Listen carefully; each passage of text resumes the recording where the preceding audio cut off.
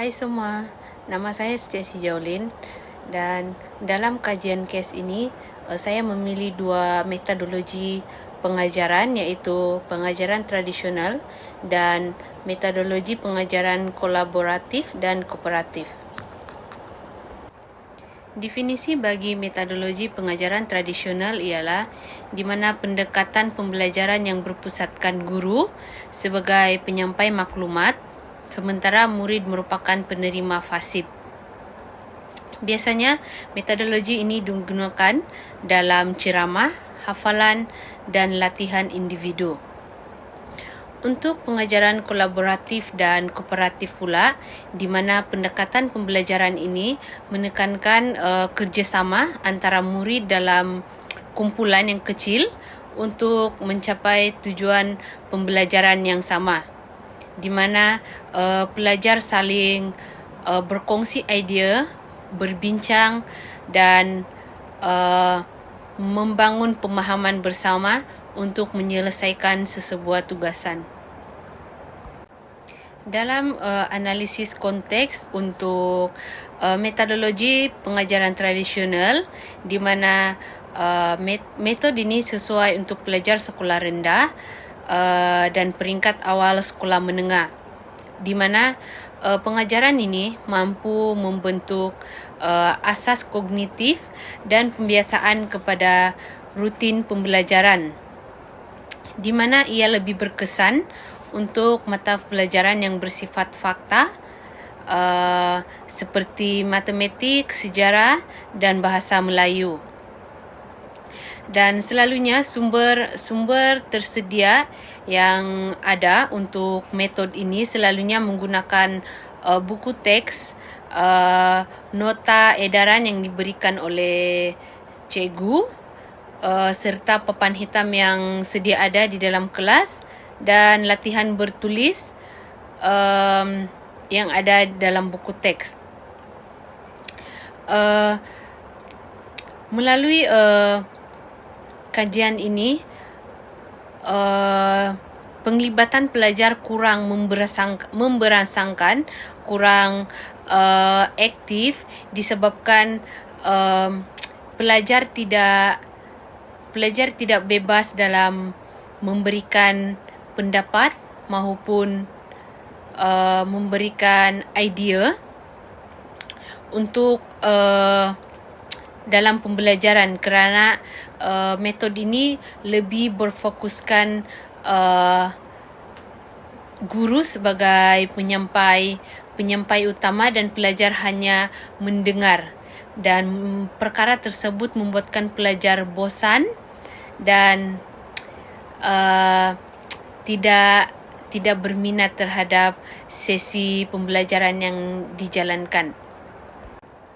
Analisis konteks dalam metodologi pengajaran kolaboratif dan kooperatif ia lebih sesuai untuk pelajar peringkat sekolah menengah dan institusi tinggi, di mana pelajar dalam lingkungan umur ini memiliki kemahiran komunikasi, mampu berfikiran kritis, serta keupayaan untuk bekerja dalam kumpulan itu tinggi.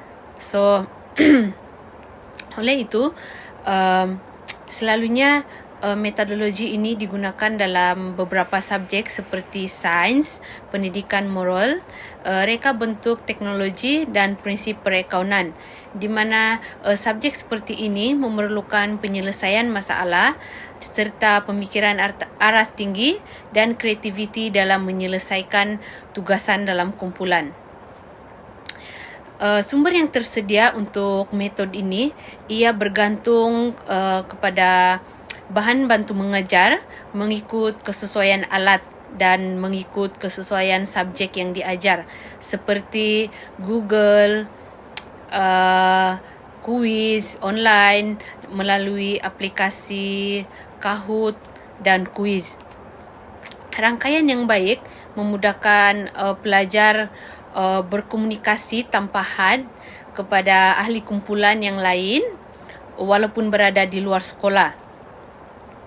Dan bagi pelajar luar bandar ataupun sekolah di luar bandar di mana kebanyakannya mempunyai rangkaian yang tidak begitu baik, membuatkan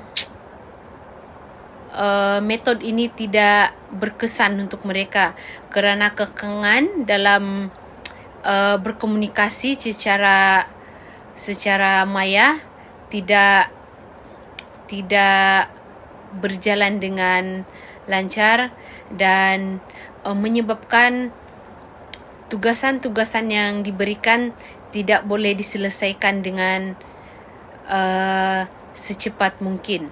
Oleh itu, metod ini sangat bergantung kepada bahan bantu mengajar yang disediakan oleh guru mengikut subjek.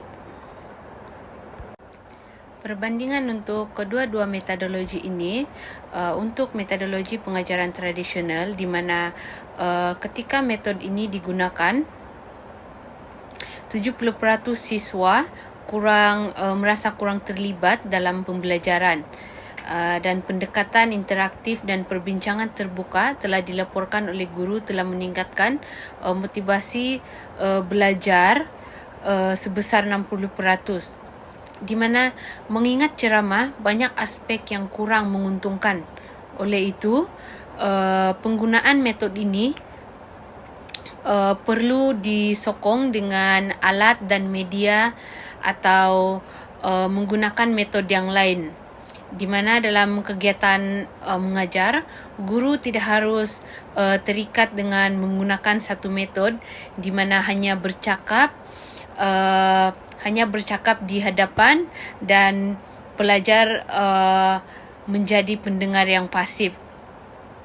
Oleh itu, guru harus menggabungkan metode yang lain dalam pengajaran tradisional ini supaya ia memberi kesan yang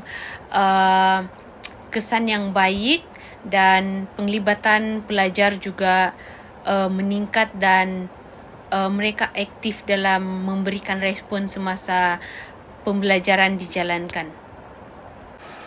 Seterusnya, bagi perbandingan metodologi pengajaran kolaboratif dan kooperatif pula, di mana terdapat beberapa kajian yang telah dibuat terhadap penggunaan metode ini dalam pembelajaran, mendapati secara keseluruhannya metode ini telah mendorong pelajar untuk terus aktif dan bersemangat dalam memberi respon sepanjang pembelajaran dijalankan.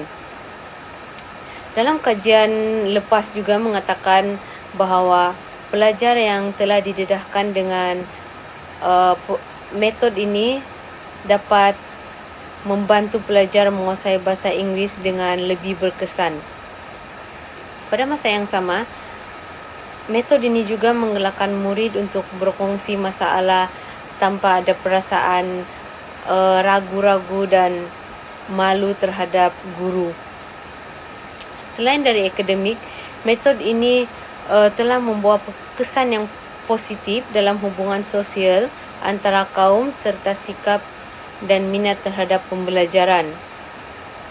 Melalui metode ini juga, pelajar didapati memberikan kerjasama, tolong-menolong dan bertindak sebagai satu pasukan dalam menyiapkan sesuatu tugasan. Selain itu, metode ini juga terbukti bahawa pembelajaran kooperatif salah satu pendekatan pedagogi yang dapat membantu guru mengurangkan masalah disiplin yang mengganggu pembelajaran dalam bilik darjah. Kesimpulan secara keseluruhannya untuk kedua-dua metodologi ini ialah kita melihat kedua-dua metodologi ini mempunyai kekuatan dan kelebihan tersendiri mengikut cara penyampaian dan subjek apa yang diajar.